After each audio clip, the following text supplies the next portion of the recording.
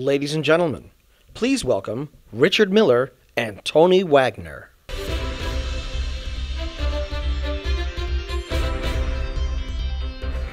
Thank you very much, Tony. So,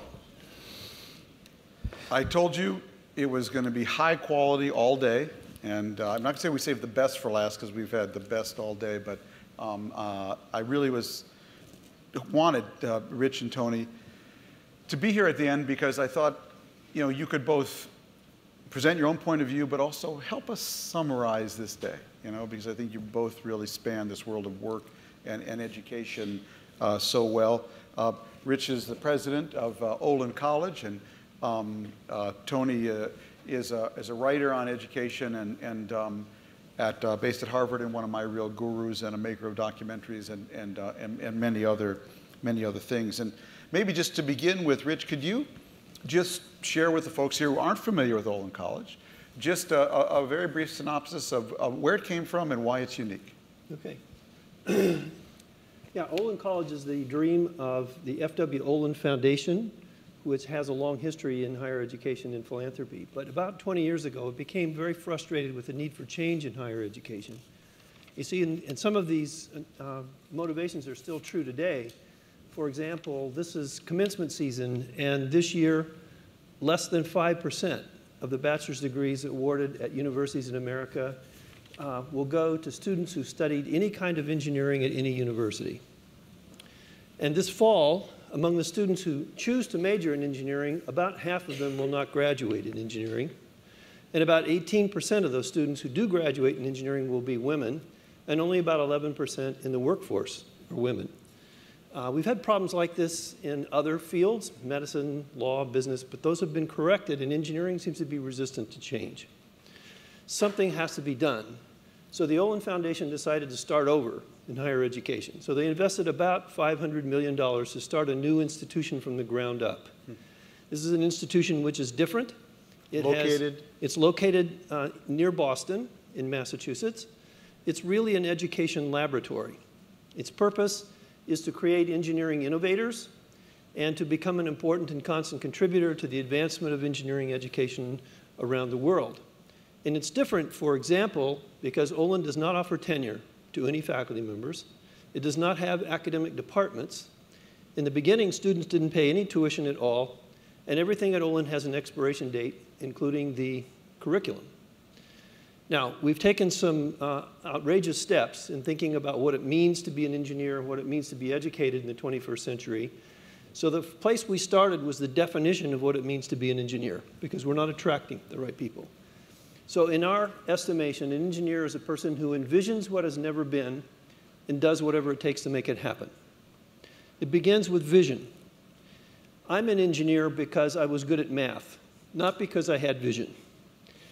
So we've concluded in thinking about this that there are really three things that we're doing wrong nationally, probably globally, in engineering and STEM education. Number one, we're attracting the wrong people.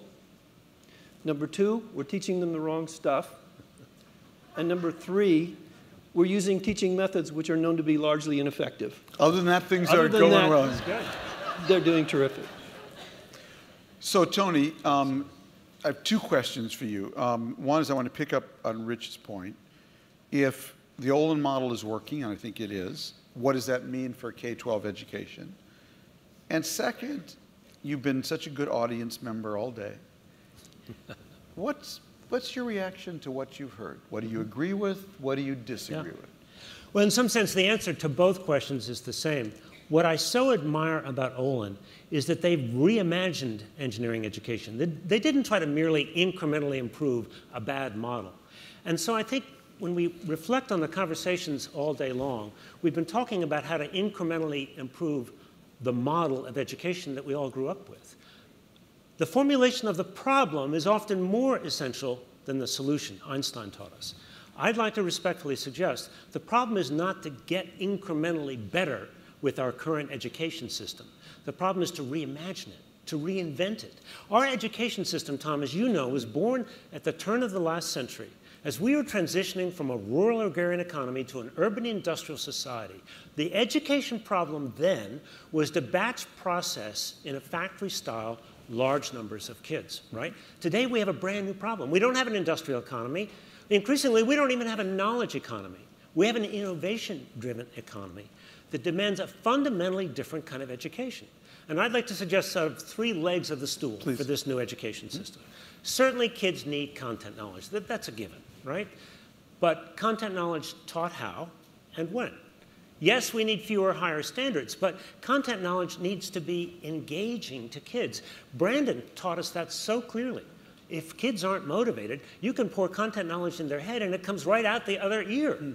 So that's one leg of the stool, content knowledge, but taught how and when. The second leg is skills. Students need, and we've heard skills all day long. It's very interesting. What I've listened to is people have sort of talked past one another. Yes, we need better education. Kids need to know more math. Yes, we need better education. Kids need more skills. It's almost as if they're talking in 2 different languages. So we need to integrate this. What skills? Well, certainly critical thinking, communication skills, the kind of conventional academic skills that I do agree. I think Common Core may do a better job of teaching. But if we stop there, our kids are in deep trouble. They need to learn to take initiative. They need to learn to work collaboratively. They need to learn grit, perseverance, tenacity. Above all, they need to be creative problem solvers, Tom, which is my definition of an innovator. And I'm fascinated by this new startup I just learned about, Koru, which is taking some of the brightest, best kids from our most elite universities who are graduating with no real skills, just a fancy diploma, and trying to teach them creative problem-solving skills in order to prepare them for the job market. So the last thing we need is will, meaning motivation. And Brandon brought this home, I think, really, really clearly. Students today need intrinsic motivation. They need the motivation to take initiative. They need the confidence. And what I found in my most recent research for this book, Creating Innovators, is that the really extraordinary young innovators, both from privilege and poverty, are intrinsically motivated by play, passion, and purpose. So we need to bring more play, passion, and purpose into the classroom as we teach skills and content knowledge. Another fascinating new experiment I'm involved with is something called the Future Project, which is attempting to put a dream director in every school. A dream director? A dream director. What's a dream director? Well, you can ask Andrew Magino and some of his colleagues who are in the audience today. But essentially, the idea is to engage kids in the question of, what do you care about? What kind of difference do you want to make? Not like 20 years from now, not what do you want to be when you grow up, but let's start right now, today, this week, in your community, in your classroom, with your peers. And then the dream director's job is not only to ask that question, but then to help scaffold the work that kids do. What kind of skills do you need to deliver on that dream? And eventually to transform actually what and how things are taught so that we begin with a student motivation. So Rich, let's drill down, picking up on where Tony left off. I decide I want to go to Olin College. You accept me. I show up on campus. It's really a pretty unstructured environment. What happens next? How do you mold me into an engineer? Number one, it's applying to Olin is a little different than other schools. I mentioned before, I think we're not attracting the right people. So no one comes to Olin without going through something we call Candidates Weekend. So there are this year about 1,000 applications, about 200 kids we know are capable of doing the work. We invite them, they spend the weekend with us, and we put them on small teams and they do 3 kinds of exercises. It's about cultural fit, it's about innovation and creativity, it's about making things. So at the end of that, with the right fit, the right students are invited to Olin. And by the way, during that weekend, we have absolutely no idea what the test scores were, what kids' grades were. It's all about the fit. And they've applied to you. They've expressed interest. Exactly. So what happens when you come? So let me just sort of walk you through the concept. The very first thing you do when you arrive is you're put on small teams and you make things. So Olin is, in a sense, a template for a maker university. We believe in experiential learning. We think engineering is, in a way, a performing art. So students make things in a course we call design nature. So they design and build a device that mimics something that they see in nature. Very early in the program, we get to this intrinsic motivation that Tony was talking about. We have a course in which students are asked a very simple question: identify a group of people whose lives you want to change. Okay? So they have to come up with ideas. We're quite tolerant of whatever they say. They may say, well, my grandmother was diagnosed with Alzheimer's this year. She's now in assisted living, and over the holidays we went to visit her. It's the first time I've seen people in assisted living. I didn't know this about the elderly. I want to do something to change the lives of the elderly. Or they might be more lighthearted, and a group of students say, my favorite thing in life is coffee. I just love everything about coffee. Starbucks is my favorite place. The baristas at Starbucks are my heroes. So I want to change the lives of baristas. So during this course, they go through a series of exercises. They spend about 5 weeks essentially living with a group of about 10 of these people who have agreed with us that they would allow our students to ask them questions. And they create a sociological profile. Who are these people? How old are they? What kind of clothes do they wear? What kind of food do they like? You know, what do they do for entertainment? What keeps them up at night? And then the next phase, they have to propose 2 or 3 ideas for a system or a technology or a device that doesn't exist that the client group tells them would change their lives. When they negotiate this to the point where the client group says, yes, if something like that existed, then they have to develop a set of specifications for it. Where they could go to work for Quirky. Yeah, exactly. Exactly. Well, they have to tell you, you know, how big it should be, how much it should weigh, what it should cost, what the bandwidth is, what the different buttons are. And if they could staple to the back of that a schematic diagram for how to build it, it's likely the outline for a patent. And they're 19 years old. It's people they care about, and it's things they can now envision. The next course, they have to start and run a business. This is because Olin is adjacent to Babson College, the nation's #1 entrepreneurship school. And then they go on to the next part of the course where they actually learn how to make the circuit board that goes inside of this thing. And by the time they graduate, a significant fraction of them already have companies started that they're working on. Amazing. So Tony, if the Olin model is the wave of the future and it's working, then what does that mean for K-12 education? What do we have to do? Well, if we're going to reimagine it, we need to fundamentally ask ourselves, what does it mean to be an educated adult in the 21st century? And how is it different than 50 years ago? It's a conversation, Tom, that we haven't had in this country. And it needs to be led by people who are thoughtful and willing to sort of look afresh at an education system that's really remained unchanged for the better part of a century. Secondly, we need to give people examples of what good schools look like. That's one reason I'm such a fan of Olin and featured it in my recent book. It's an existence proof of a radically better approach to education. There are a number of schools around the country, all under the umbrella of the Deeper Learning Initiative, that give people a picture of what dramatically better schools look like. I'm working with Ted Dintersmith, who's here in the audience, on a feature-length documentary film, and you and Andy and Laszlo are all in it. But the heart of the film is really being in a classroom that is, and in a school that is fundamentally different and doing a dramatically better job of content, knowledge, skill, and will. So it's a picture. So then we need a kind of a... Let me stop you there for a second. But what does it look like? What does Tony Wagner's school look like? You know, Rich just described what Olin looks like.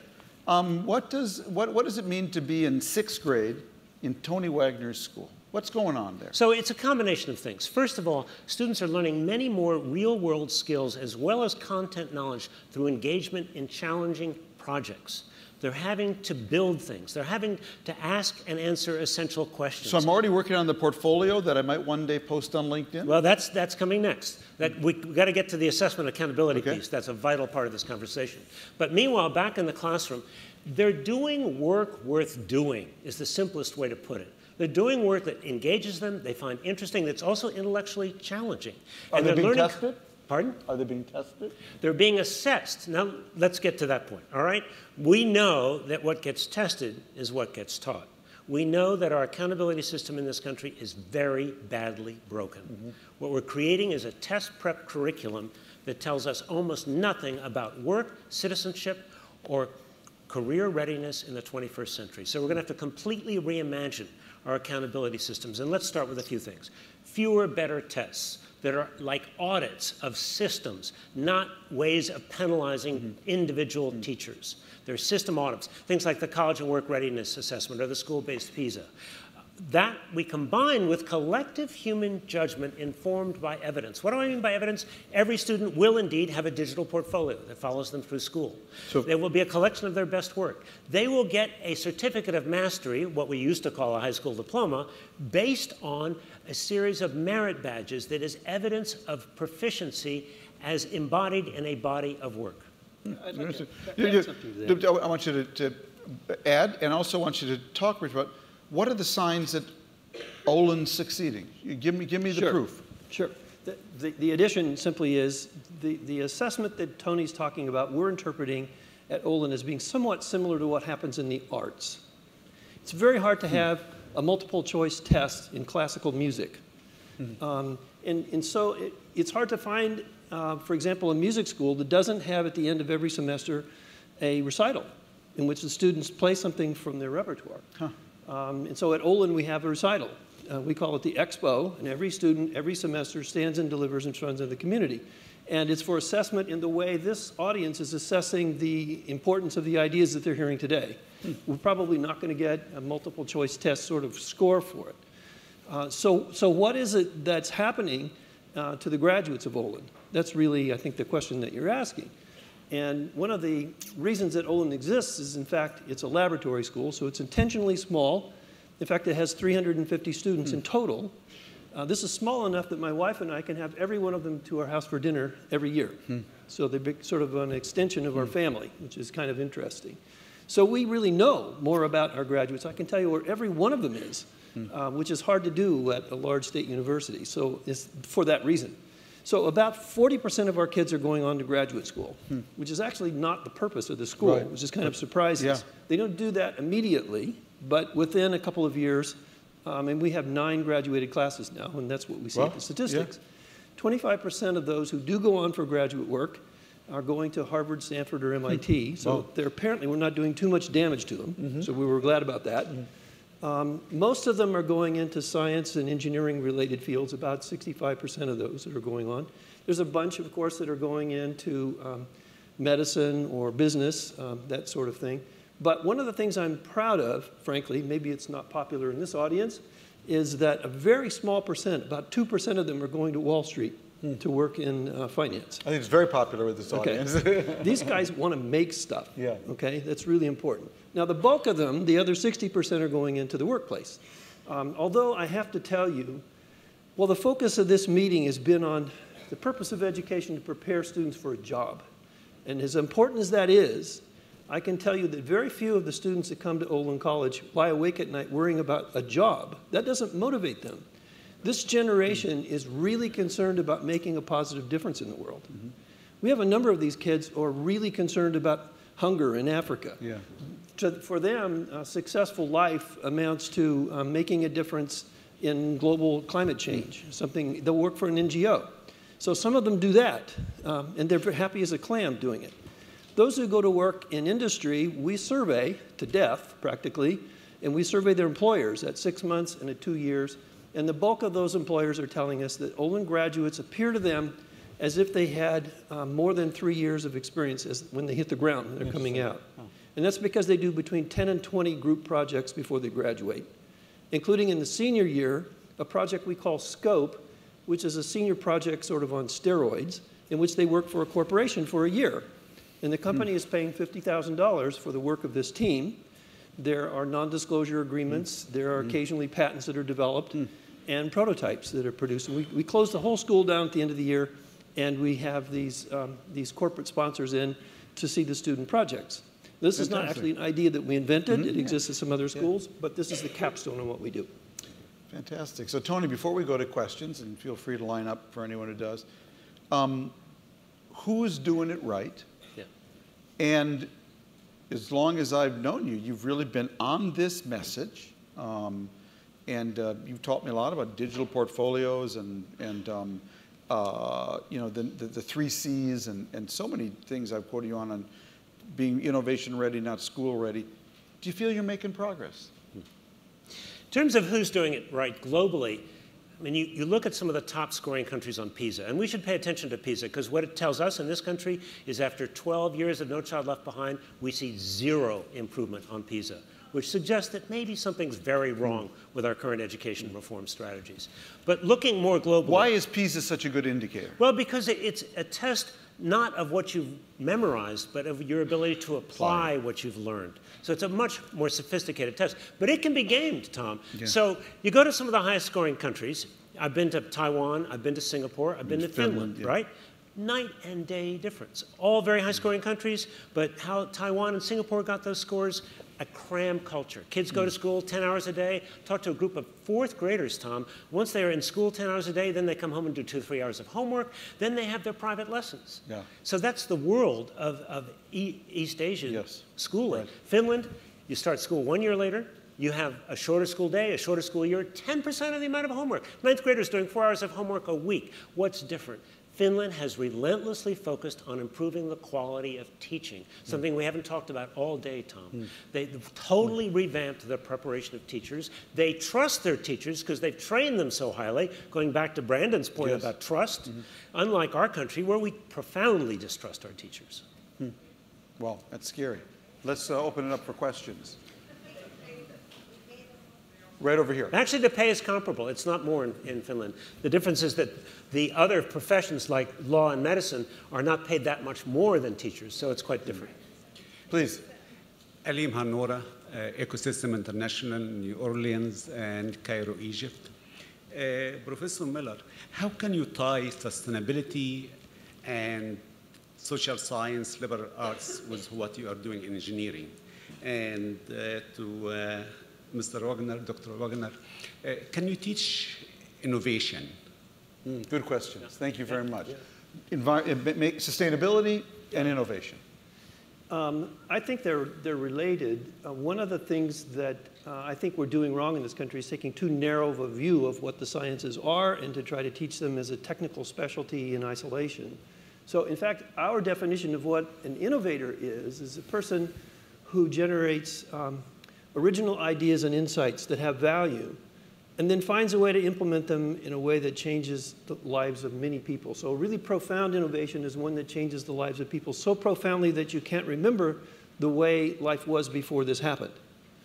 And if you have to change people's lives, it can't just be about differential equations. There has to be something that's social, something that's, that transcends time zones, transcends political boundaries, and transcends disciplines. The social sciences and humanities are absolutely fundamental to that. So in fact, we believe, and this is taking an idea from product development, which I think has great impact in education, that innovation is really the intersection of 3 domains. Feasibility, because nothing happens in the world that isn't feasible, and viability, because nothing is sustained unless it generates revenue, and desirability. And the desirability domain is all about people. And in fact, if you ask questions like, what does Facebook sell? Probably it sells the opportunity to tell your personal story to a group of people who have similar interests and passions. And to do that in a way which is very convenient and comfortable. That's been a basic human need for as long as there have been people. So if you don't understand people, I don't think you have a sustainable impact on the world. Tony, innovation. Can you teach it? I think of 2 kinds of innovation. It's a meta question here. Yeah, one kind of innovation is someone who brings new possibilities to life. That's a rare person. That's, I think, Steve Jobs. But then there are innovators who are creative problem solvers. We are born, Tom, curious, creative, imaginative. That's the human DNA. The average 4-year-old asks 100 questions a day. But the problem is that we school those qualities out of young people. We tell them they can't take risks, they can't fail, they can't ask questions. It's all about getting the right answers. So I think there's absolutely no question that we can teach creative problem solving to pretty much every kid in this world. And that, in fact, there are large numbers of schools where we can go tomorrow to see exactly how that's done. Over here. One question for President Miller and one for either of you. President Miller, what advice would you give to leaders in other universities who want to emulate what Olin is doing? And for both of you, what do you see the role of students in being co-inventors of a new model for their education? Yeah, that's terrific. I think actually students are the power tools of change in education. They're the most ignored community, and they have the most at stake. Every place that I've seen major change happen in universities, it's been led by the students. So they don't have a stake in the arguments over turf wars or budgets, but they do have a lot to say about their own motivations and empowering them. So we have spent, as you know, a lot of time and energy building relationships with other institutions. We've hosted 1,000 visitors from 300 institutions in the last 3.5 years or so. We have deep partnerships with about a dozen of them. Some, like the University of Illinois at Urbana-Champaign, has made a massive change in their undergraduate program in engineering. Change is possible in these institutions with a change in mindset about what the purpose of a university is. Tony. Student voice, critical. One of the things that I do when I work with school districts is have them do focus groups with recent graduates, asking them in what ways they were most and least well prepared, videotape those focus groups and bring them back and show them to parents and students. We don't ask students to what extent, they value their own learning. I'll give another example. We were hearing about APs. Now, David and I have an ongoing conversation about the value of advanced placement, but I simply in the hallway or on the break said, David, have you tried to think about surveying students to see whether they find the subject that they've taken the AP course in more or less interesting after the AP exam? Because we've seen too much anecdotal evidence that kids come away from the AP exam saying, thank God that class is over. I never want to study biology again. To David's great credit, he said, you're right, we need to do that. But that, to me, shows we're not asking students at all about what they think about the quality of their own learning and what they aspire to want to learn. One more last question. Last question.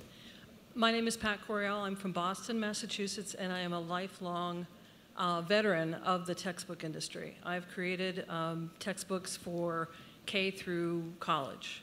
And so my question, and what you're saying up here is music to my ears. I'm like the minister who doesn't believe in what I'm preaching anymore. I realize that we create a very valuable, substantial product that's substantiated in the market, but people don't like our product. And so my question actually is for Tony, because Richard, you clearly are working on something that's innovative and working. Tony, if you could lay out, we've kind of talked about, we've heard you talk about the kind of best ideas and the things you'd like to see happen. If you could actually lay out a timeline and what would happen and how it would happen, that we would get to innovation, to what you're talking about, what would it look like? Oh, thank you for asking that question. We need, first of all, a top-down and a bottom-up strategy. Top-down, we need business leaders to clearly articulate the outcomes that matter most from high school and college, and then to advocate for alignment of accountability systems with those outcomes. Businesses at this point are not as engaged as they need to be. They don't trust educators. Educators don't trust business leaders. They're like oil and water. They don't talk to each other. And without a new kind of coalition of leadership at those levels, we can't get anywhere. Simultaneously, we need a bottom-up strategy. We need parents and teachers to advocate for better schools. That's one of the reasons why we're doing this documentary film. We want to create a conversation all over the country. You can go to learninginnovation.us and learn more about this new film and how communities can sponsor showings. I want teachers, every teacher, to have a button or a bumper sticker that says, hold me accountable for what matters most. This is not about going backwards. This is about accountability 2.0. And it's going to take advocacy at every level. Finally, we need to empower our edupreneurs. We need to fund educational R&D. That's what Olin is doing. That's what High Tech High is doing. We need it at a much more systematic level. Microsoft's R&D budget is 13%. I think Google's is well over 20%. We need an R&D budget at every school, state, and district level so that people like Olin, Tom's daughter, who wants to start a brand new school, has the opportunity to do that, to create these new existence proofs and these laboratories for educational innovation that we so desperately need. Thank you for your questions, Rich and Tony. Thank you for batting cleanup so effectively and finishing us up with a grand slam. Thank you all for coming and staying. I promised you in the morning that our aspiration was to have the conversation that the country should be having right now. What world are we living in? What are the biggest technologies out there changing and disrupting this world? What industries is that producing? What skills does that require? And what does that really mean for K-12 education? I know I gained so much from being able to sit here and listen to the wonderful people who came here, volunteered their time, nobody's paid, to share this live news event with you. And I thank you all for your great questions and participation. Thank you very much.